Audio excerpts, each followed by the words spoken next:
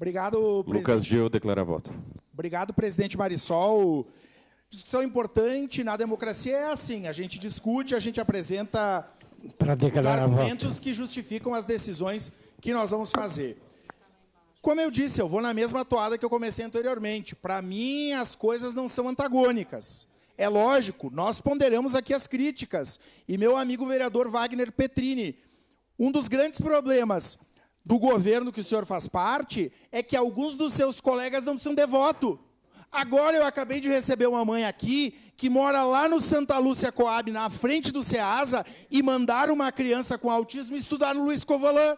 Aí é difícil eu justificar o meu voto, que vai ser favorável, de gente que é burocrata e fica atrás da cadeira e não consegue fazer a política rodar. Política pública, eu estou querendo dizer aqui. Nós, a bancada do Partido dos Trabalhadores e Trabalhadoras, tem responsabilidade. Nós estamos nos bairros, estamos construindo também essa festa. Cada um justifica e banca o seu voto, eu respeito, mas nós fazemos isso com responsabilidade. Eu entendo que essa festa, no ano que antecede os 150 anos da colonização italiana, e aqui o vereador Rafael atentou para uma coisa importante.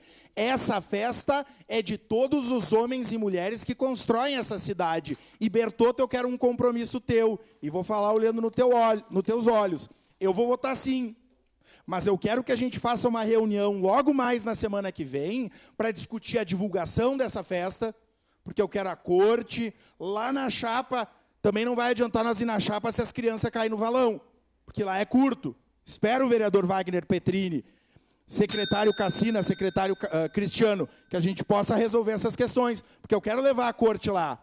Eu quero levar a corte lá no Beco do Xamixunga, em outros lugares, e na colônia também, para que essas pessoas se sintam pertencentes. Nós temos responsabilidades, sabemos, e fui convencido, que sem esses recursos a festa não sai.